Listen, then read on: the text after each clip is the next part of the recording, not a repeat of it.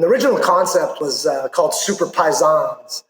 And we did this with 6 individuals, and we would go to Santa Cruz and spend 3 days of riding, and then 2 individuals would cook each night for the whole group.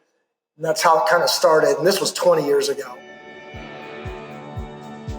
From Peloton Magazine, this is Aérogramme Talks, presented by Pinarello.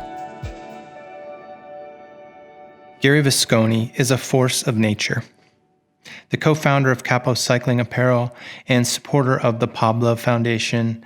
Our worlds collide a few times a year, and it always ends up with lots of riding and post-ride adventures.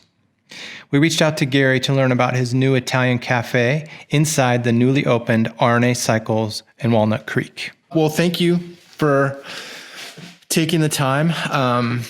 And I just basically want to hear how you designed Ramona's and how you thought about it, what inspired you to create this new business, and sort of how it's going amidst, everything that's happening in the world and how you're staying focused, and just tell us the story about how it all started.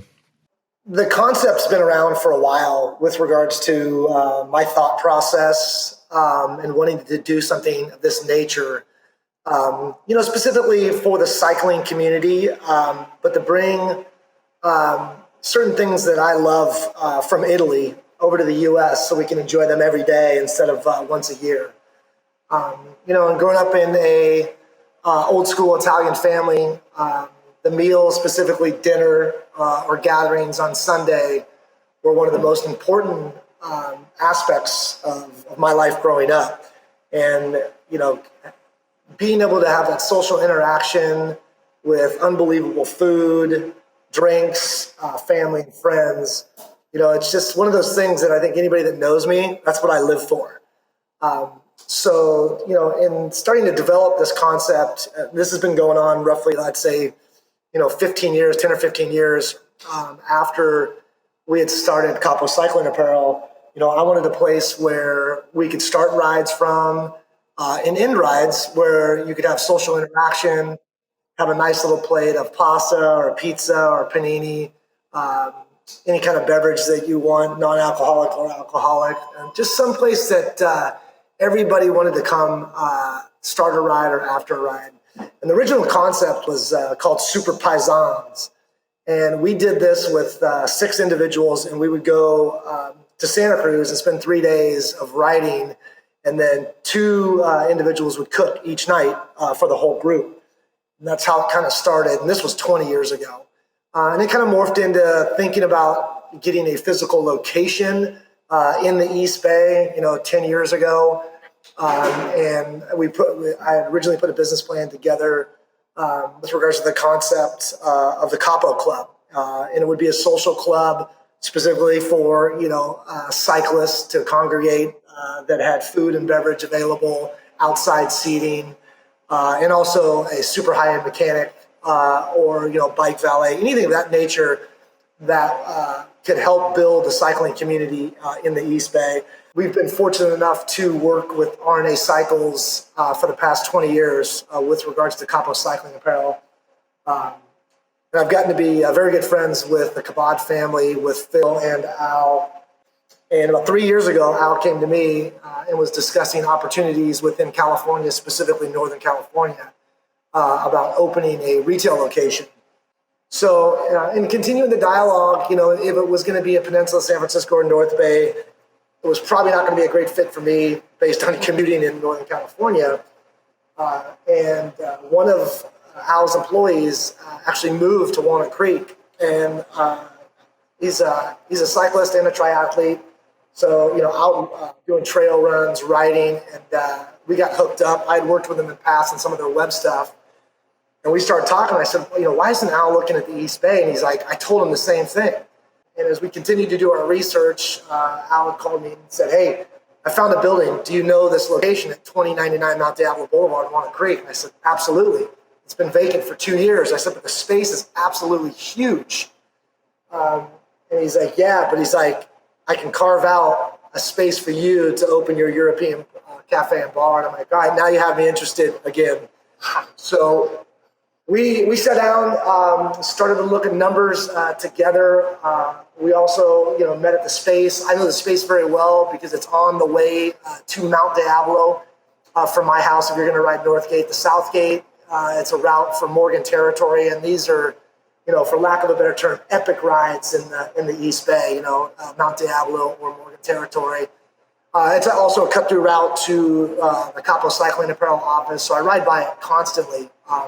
So the foot traffic is not great, but cycling traffic is very good. And anybody that's lived in the East Bay for a while knows the cut-throughs that I'm talking about. So Al was able to secure the lease with the building owner, and we broke ground in June of 2019. They started some of the demolition. The build out got completed towards the end of January 2020, the beginning of February. The store opened in the first week of February, and I opened the first week of March. The concept for me has been around for 20 years, and it's just something that, when you grow up in the family that I did, and lucky enough to do that, where everything evolved around the kitchen, food, and the family, and I happen to be a cyclist also. I started riding BMX bikes when I was 3 or 4 years old, and there was numerous BMX tracks out here. So it's a concept that it's for everybody. Yes, we have a cycling focus. There's a 10,000 square foot high-end retail bicycle shop that's encompassed in the cafe. But I didn't want it to be a traditional cafe/coffee shop. And that's one of the things that we really wanted to offer, is a wide range of food and beverage for everybody. We do not have a full kitchen, but we're able to obviously serve Lavazza coffee, an old school Italian brand that's been around since 1895, based out of Torino, Italy, that I'm very familiar with. Pastries from Starter Bakery. And then we do the full offering for lunch and then early dinner that we're able to do antipastas. We do homemade bruschetta. We do charcuterie boards. And right now we're doing 5 different paninis right now. So it's that little slice of Europe or Italy that we wanted to bring over here, that if somebody's on a ride and you want to have a San Pellegrino, or you want to have any kind of croissant, or you just want a small snack or share a panini with somebody or have a great glass of wine, that you're able to do that. We have 25 seats inside. We have 30 seats outside right now. That's how the concept started. It's been a long road, but we're here and we're super excited for the opportunity to serve the East Bay cycling community. Nice. And so tell me how you came up with the name Ramona's. Excellent question, and everybody asks. R&A is Ramona and Albert's. That is the grandparents that started the business back east. Al and I discussed it numerous times. We were going to call it the Capo Club, Cucino Capo, but we wanted to keep those businesses separate. And I said, Al, this is perfect because we can tell the East Coast story about your family, the West Coast story about our family. I get excited to talk about it.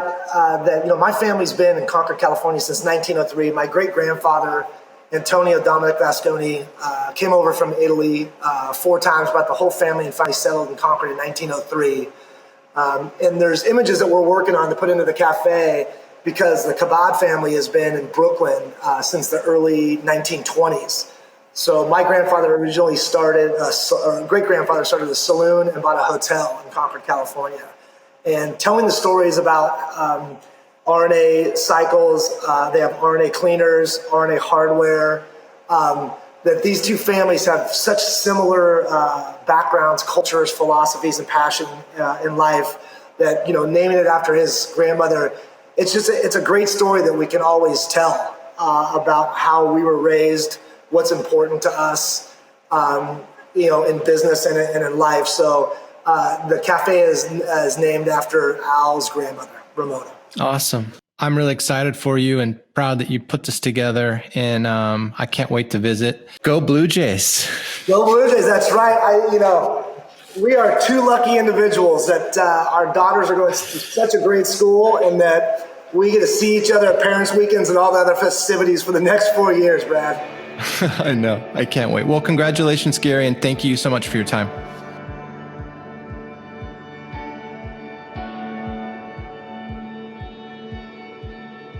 We hope you enjoyed this episode of Aérogramme Talks, and if so, please visit our award-winning magazine at pelotonmagazine.com.